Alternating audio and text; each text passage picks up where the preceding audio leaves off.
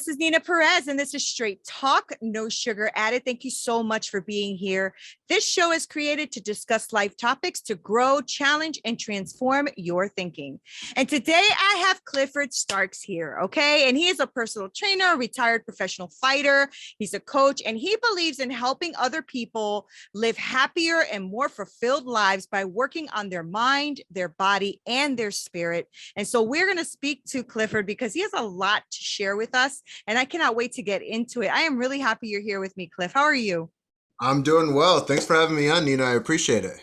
I'm really glad you're here. I'm glad you took the time to be here. The first thing I like to do with all of my guests is I do a very quick intro because I want people to really hear from you who you are.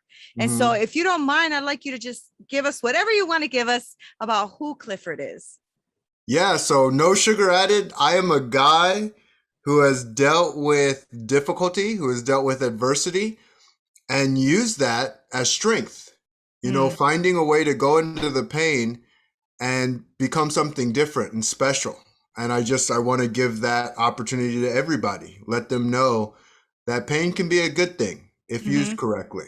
Well, that's good. So, we're going to dig into adversity, right? Because Yes. you didn't just mention that. I'm going to let it go. Yeah, so. No sugar added. Let's go. Right. That's right. So let's talk about that. I mean, when you say you've been through some difficulty and adversity in your life, what does that look like? What does that past look like for you? Yeah, so I actually did some unpacking after my fighting career and really understood like what made Clifford, because there's a process to what makes us who we are. That's right. And how we show up. And it was when I was 4, 5, and 6. These really define a big piece of who I am. So when I was 4, my biological dad drove away. I'll never forget that moment. I remember saying to myself, people who are supposed to be there can leave in your life. They can just leave like that. And so I focused on getting really, really strong through my process, like get as strong as I can, just so if anyone were to leave, I would be able to handle myself. Yeah. When I was 5, this was a weird moment for me because I was very, very aware at a young age. And I remember being in the hospital. I didn't know why I was there. I knew something was wrong, but no one would talk to me about that. I remember my uncle walking me out of the hospital and feeling really uncomfortable in that place. Like that's not a place like, hey, let's go have a party. It was a very uncomfortable, mopey feeling. And then I found out my grandfather passed away. And so seeing that, it shook me.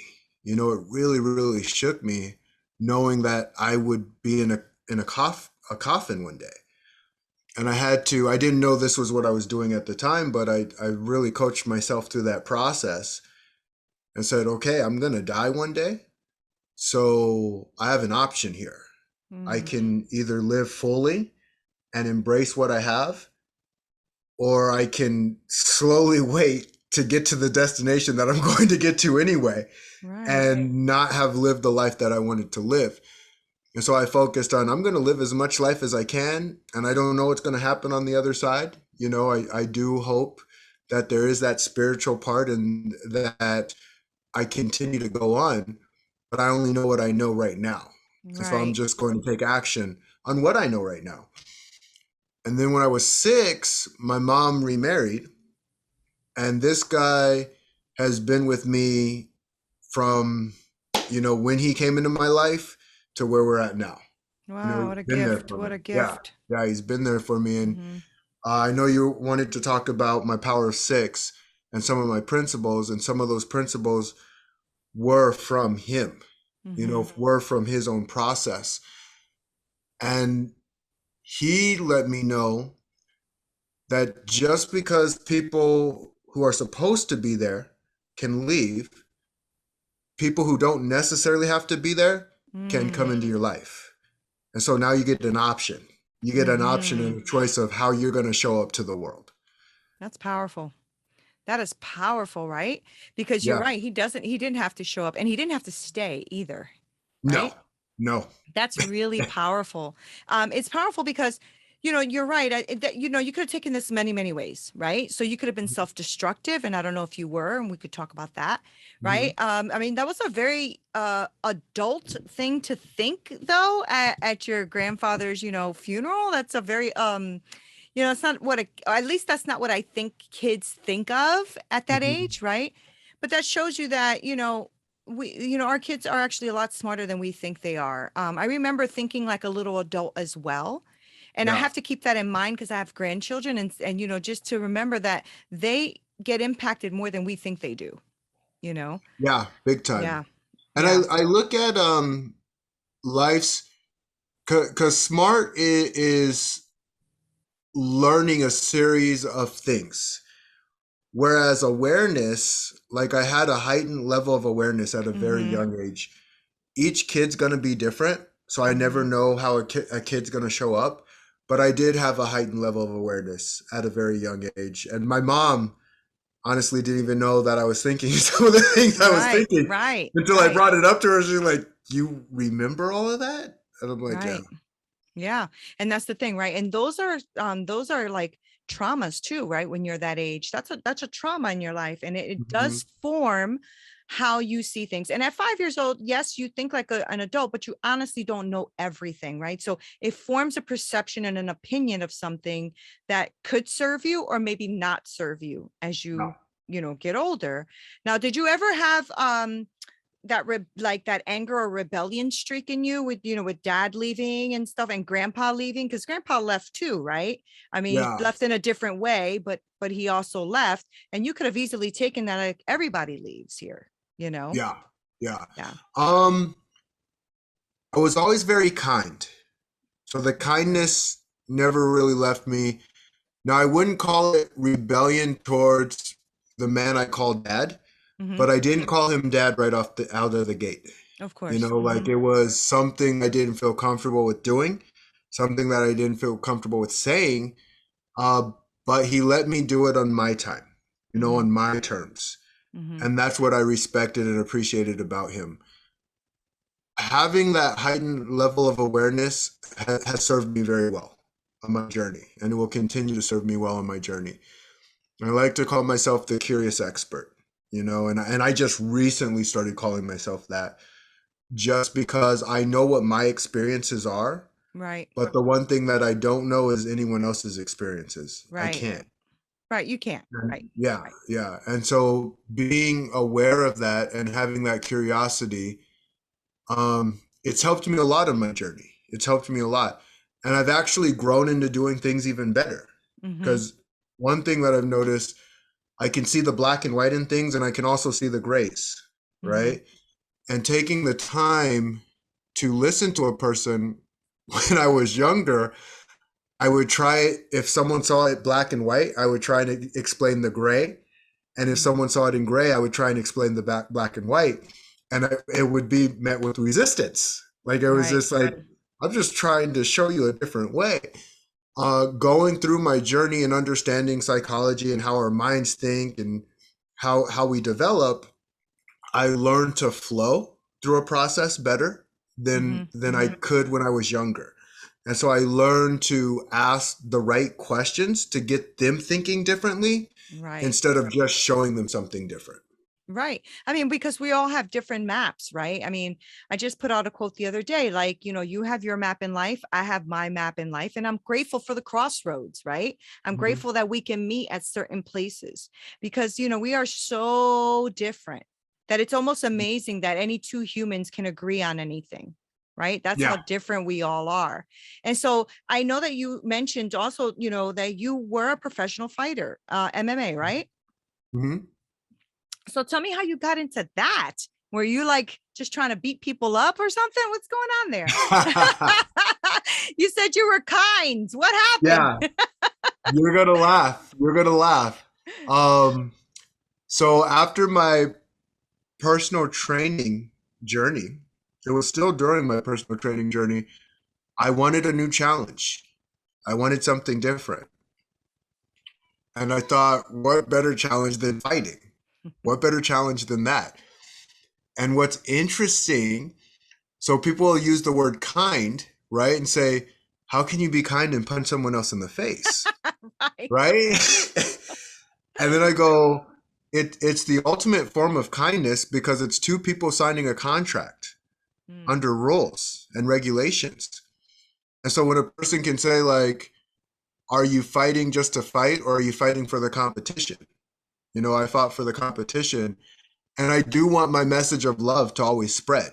My right. message of Right. love was always there and it always will be there. And people who had fought me, it was pretty funny. Some of them wanted to hate me when they lost. But it's just like, we're all on the same team. Right. That's We're right. all on the same team. And all a fight is an opportunity to compete, if you see it as such.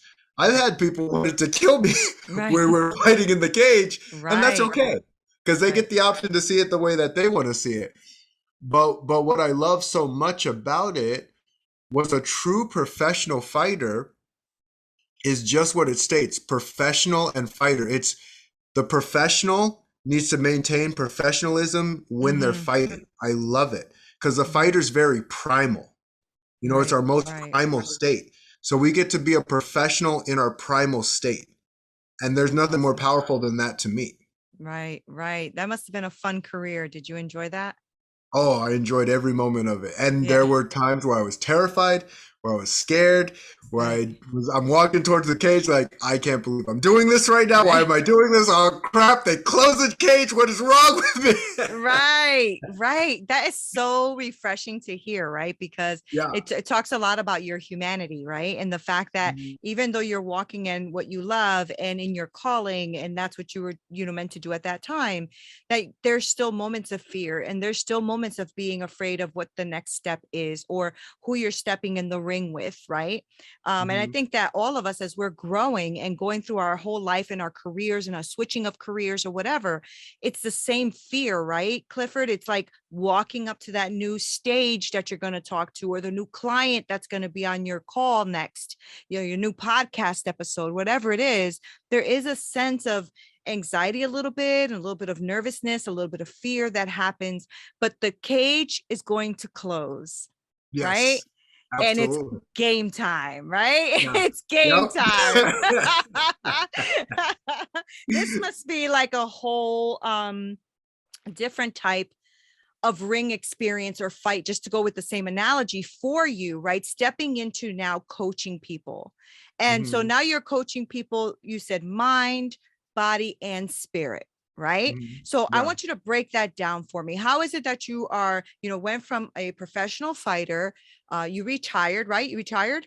Yeah. Yeah. Mhm. Okay. You retired and now you are helping people with their mind, their body, and spirit, which I admire. I admire that you did that, that you're switching a career like that and you're taking all of your life experiences and using that to help someone else. And that is what I love. I live for that, Mhm. So I want you to break that down for me. How is it that you are helping people in those areas?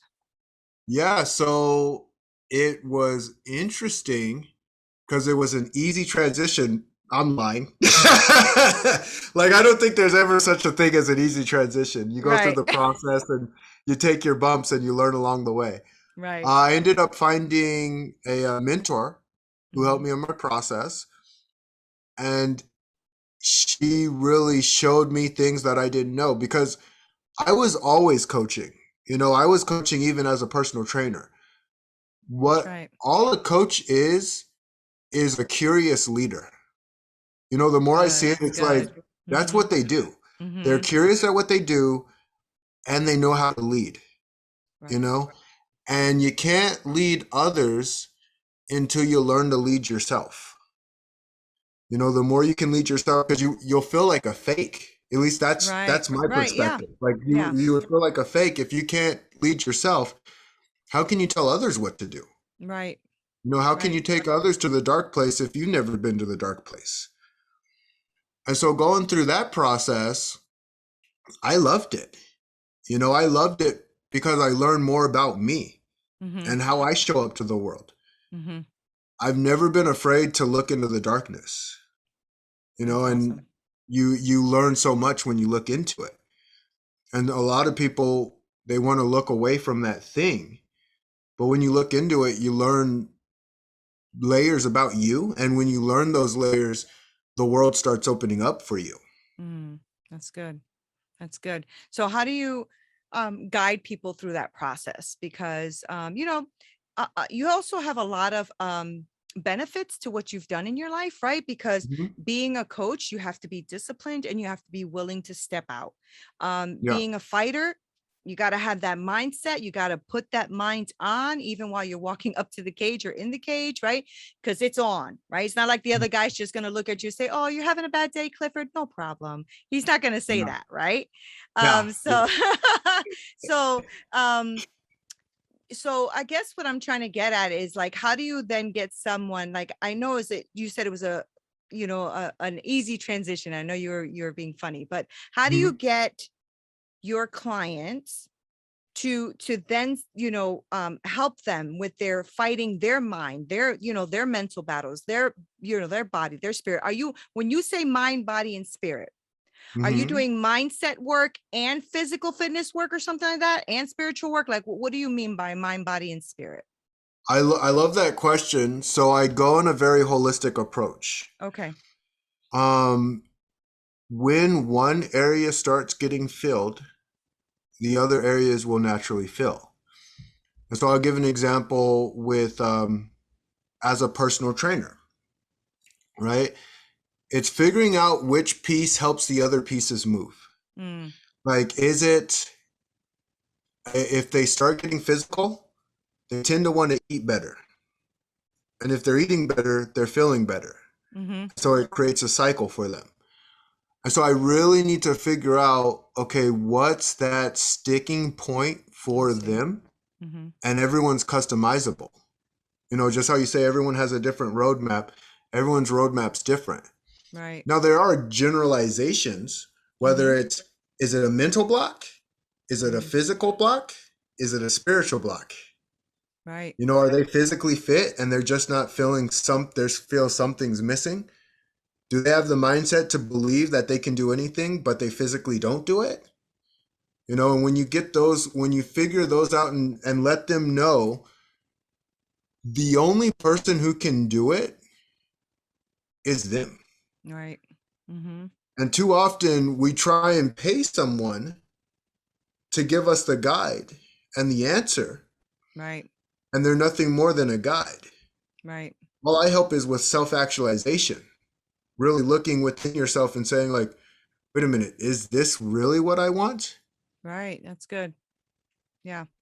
Yeah. How are you finding that process for you? Are you enjoying that? Are you finding challenges with taking people to that next, step in their lives, or how is that going for you? So the only challenge that I had when I first started was they tell you to niche down as an Yeah. entrepreneur. Yeah, they do. Niche, And I niche, just, niche. yeah, I couldn't figure out, like, what in the are they talking? Yeah, Like, yeah. I'm over here, like, let me try this. Let me try I this know one. Okay, that's I'll try this right. one. I Yeah. know that's right. And then I realized, holy crap, like, Cliff, just be Cliff. I almost had to take myself through my own process. Right. And so, Right. Right. so my process is know what your core values are, Right. stick by your core values, and the people who belong with you are going to be around you. And then I Right. figured out what my niche was by Right. doing it that way. Like, it's just like my niche is all right. I deal with high achievers.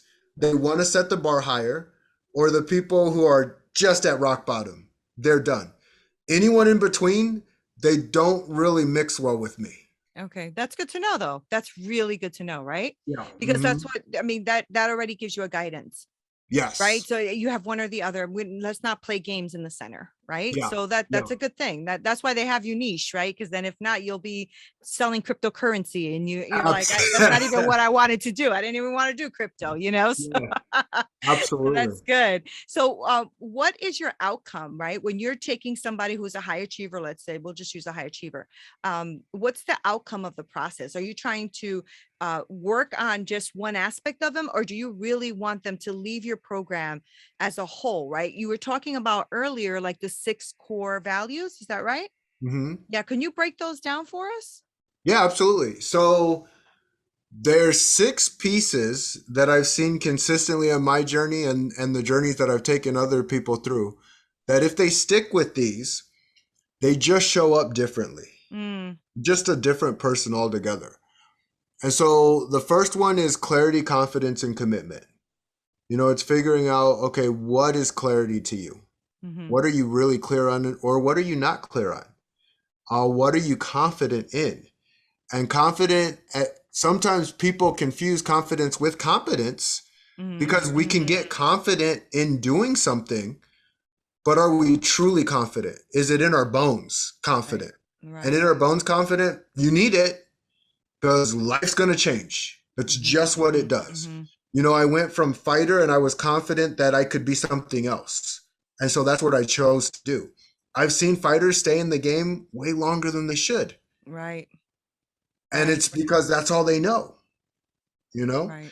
And so when you're confident, like confident in self, confident in knowing that, okay, if I practice something long enough and take it intentionally enough, I can internalize it and become that thing. And then being committed, commitment to your process. Commitment is scary, but it's so powerful for people too. Necessary, I think. Yeah.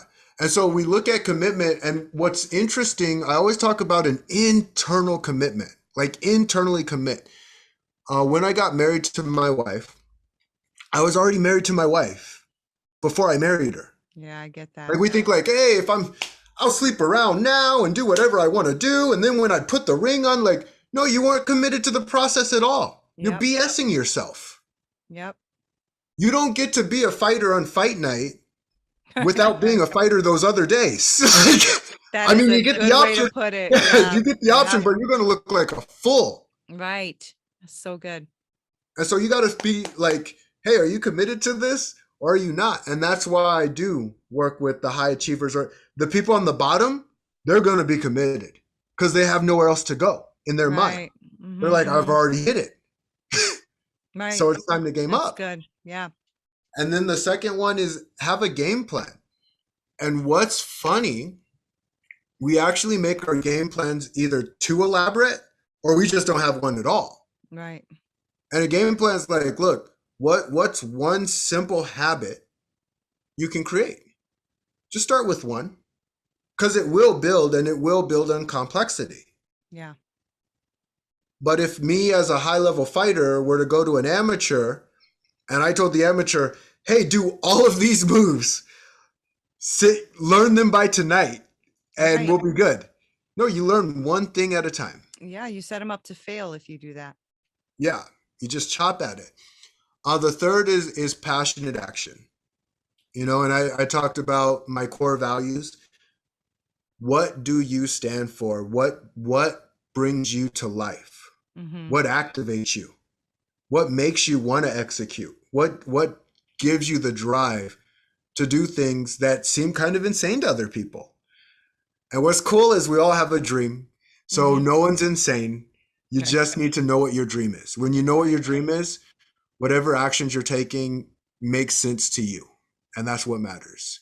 That's awesome. And then the fourth is unshakable faith. Because as we know, the roller coaster has ups, downs, lefts, rights, and everything in between. It does. Yeah, I've never seen a roller coaster that just goes straight, like right down the middle, like, woo, there we go. It's having let me ask you about that. Let me ask you about unshakable. Let me ask you about unshakable faith. Yeah.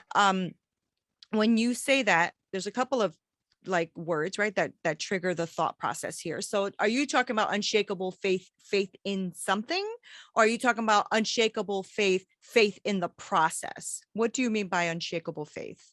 I love that. And my answer is whatever you need it to be. Okay. Wherever you start, wherever your starting point is, whether that's God, universe, it could be a plastic marker for all I care. Okay. Whatever helps you move forward. Okay. Because you're going to grow through the process, right? We just have to start. We got to get those anchors in. I got you. To get us moving forward. Yeah. And so it's an amazing question. I look at a lot of the clients that I've worked with, they had unshakable faith in me Right. until they built their own unshakable faith. Right. See, there's a finished product at Right. the end. Mm-hmm. And the finished product is, it's always been you. It's Right. always been you. Yeah. Yeah. Right. And I mean, that's why everybody needs a coach or a mentor. I really believe that. I think Yeah. it just pulls people out of themselves so they can actually actualize what they are here to become, what they are here for. Right. Yeah. Okay. 100%. That's We good. all have our blind spots. Yeah, we Oh all have our yeah. blind spots. So 100%. having people look at those and help point those out and start breaking them away, breaking them That's away. right. Yep. And then the fifth is responsibility, extreme responsibility. Now, one thing, this was what was really interesting to me. So my dad, right? So I have the biological and then I got my dad. Right. My dad's been the one who's been there this far into my journey. And he taught me about responsibility really, really young. And so I really held on to it and I internalized it. It was interesting when I did create the Power of Six, I thought it was steps people needed to go through. And as I really started internalizing it, I realized it was a circle. You have to have all of them together. You have to have all of them in a unit. It's not, Got it. okay, I'm going to have this, and then I'm going to have this, and then I'm going to have this. Like, no, we're going towards mastery. Yeah. And when we go towards mastery, we're whole, we're full. Right. And I bring that up because extreme responsibility takes other pieces too. You can't take someone who's in victim mentality and just tell them to go take extreme responsibility. Yeah. Yeah. Fair enough. Yeah, because they're just going to be like, well, there's Mm-hmm. this and there's this and there's this problem, there's this problem. It's like, okay, well, let's figure out where the structure's off and start working in that structure because the other pieces are going to fill themselves in. And then you're Right. going to just start stretching. And I knew something was missing because it was the 5 steps at first. So it was those 5 things. And I'm like, no, something's missing from it. Like something's missing. And then I had to think back to my journey again. What I do is more than just me. It always has been. I come back to my 4, 5, and 6 years of age. There was an external process in that. There's both internal and external going on. And sometimes people look like it's only an internal battle, and it really isn't. Mm-hmm. It's internal and external. Mm. You need to get both in place. But when both are in place, Can you break that down for me? What do you mean by internal and external? absolutely. So if you are happy-go-lucky and your environment is a dangerous That's good. environment with a lot of people not allowing you the process to grow, it's almost like game over. Yeah, that's good. Mm-hmm. Yeah. But if you have a strong internal and a strong external, wow. Yeah. And I even go as far as looking back. So we talk about people who were like an Oprah Winfrey, for instance, and they talk about all the shitty shit she went through. Mm-hmm. Like this and this and this. It couldn't have been all shit. It couldn't have been. Fair enough. And so I say, wait a minute, let's really look this whole thing through. They're strong people. She's a super, super strong woman. Mm-hmm. But if you're getting beaten and broken to the point you have nothing, where your external environment is giving you no traction, no opportunity, absolutely nothing. I don't care how strong you are. That's right. It will destroy you. That's good. Right. And that's where I look at, I go, okay, these strong, successful people are strong and successful. But there was some inkling of hope somewhere. There was something to grab onto. Right. And when we can really look at that and say, okay, how do we do that for more and more of our society? Like, I believe she does do that. I believe many of our successes do that. Mm-hmm. Because they start realizing like, wait a minute, no, this wasn't, oh crap. Like there's something they want to give back. Right. Right. And that's where I look at my journey and go, I was just a perfect blend of things. You know, being an overweight kid, being the only black kid in an all white school, being all of these little things and having support. So I'd have both systems working for me, going Right. in and out from both systems until I became the thing that I became. Got it. And that's where the greatness within, like that's the sixth one, is the greatness within, standing so strong and so firm, not only for yourself, but for others. You know, being in a place where you're internally and externally working in a power system that people want to feed on and they want to be a part of. That's good. That's good because all of it sounds like the responsibility falls back on you as the individual. Yeah. All of your six cores, right? It Yeah. all sounds like every one of them is going to touch a place about you, in you, through you. So it's that's good because that's a lot of internal work you're doing. Hmm. And instead of just saying, okay, what you're going to do on step one is, write this speech. At the step two, you're going to do this, but you're saying, nope, we're going to go ahead and reverse that, and we're going to look inside, and we're going to deal with some stuff, right? So that we Yeah. can get you to who you say is really you at the end, just a more improved and higher level you, Hmm. right? Yeah. Right. That's really great. And, it's something that, I think more and more people, Clifford, are going to be needing, with everything that's gone on in our world in this last year and a half, almost 2 years, Hmm. right? I mean, people are getting hit pretty hard, mentally, especially. And, because the social media influence has grown as much as it has also caused a lot of people to feel limited in their belief system, limited in who they are, because they're looking at the next social media post that looks amazing, right? Hmm. Like Yeah. that person has it all together and they're the guru of all things and they have the Lamborghini that's probably not theirs and, all of that stuff, right? Yeah. And, and so what's happening is that people like you and me who are trying to do the work to help people get through things, to actually get to the best self of the best of their self, Hmm. right, are also coming up against all of these things, right? All of these walls and these things that people have because they're struggling. They're Hmm. struggling, right? Yeah. So I like the work that you're doing. Okay. So Clifford, I think the work that we're doing, right, is super important, and especially when it comes to people's mental health and physical health, because think about the fact that a lot of people have been sitting at home. A lot of people have not gone working out and, all that kind of stuff. And that affects the brain. Like you said earlier, if you start to work on your Hmm. body, you start to feel better mentally and so on and so forth. Right. Yes. So I like what you're doing, and I like that you're reaching, people at where they are, which is themselves, and you're really trying to help them through these six pillars, which is really fascinating. And I like that you are, stepping out in who you are, right? Because you were a fighter, and you're like, you know what, I'm going to show people how to fight for themselves Yeah. you know so Absolutely. good for you for that. Good for you. And I'm glad we met. I'm glad you reached out. I'm really glad we met. And Yes. Thank I you. want my audience to know a little bit more about you, so why don't you let us know where we can find you, like your social media handles, your website, all that great stuff. Yeah, so you can find me on Facebook at Clifford Starks. You can messenger me or even send me an email at Mhm. cliffordstarks1@gmail.com. Okay.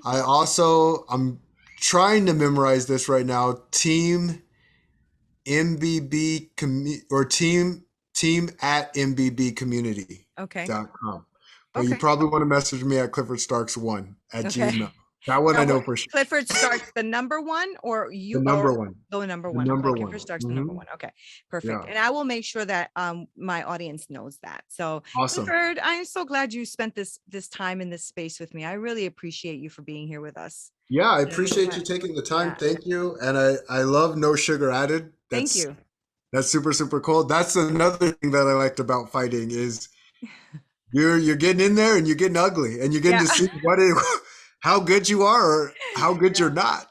And then you yeah, can yeah. adjust. Right? No, thank you. It's all right. That's okay. I won't join you in the cage, but I'll join you in this ring for sure. I will join you in the ring with fighting for people's mind, body, and spirit. I will join you in Nice. the ring for like making sure that people are moving forward in their lives. Now we're impacting lives. I'll join you in that ring. That other ring, we ain't Oh, going over whatever there. ring works for you. We Yeah, ain't going to whatever that ring other you, ring. because if you signed in for the other ring, like you don't have to sign in for that ring, but you can sign in for the podcast ring, Right, the right, right. speaking ring, whatever, whichever one works. Yeah, exactly. Exactly. Do you have a podcast or no? I do not. Oh, you do now. Okay, good. Good. I No. was going to say you didn't mention that. Okay, great. Yeah. So, guys, I want to thank you guys so much for being here and listening to this. And, like Clifford said, that, we have to start with us, but you'll end up to discover that you are really just discovering you at the end, but at a higher level. So make sure that you get in contact with Clifford. I will make sure that all of his information is linked below in the show notes so that you don't miss anything and that you can get in contact with him. Go ahead and email him and go on to his social media handles and all of that and reach out, because I think that it would be worth your time and it will definitely be worth your knowledge to go ahead and have this conversation with Clifford. So I'm glad that he's here. I'm glad he shared this space and time with me. And I'm glad that you guys were here to listen. So don't forget to go ahead and subscribe to this channel. Make sure you leave a review if you found value in this episode. And we thank you so much for being here. This is Neena Perez. This is Straight Talk, no sugar added. Until next time.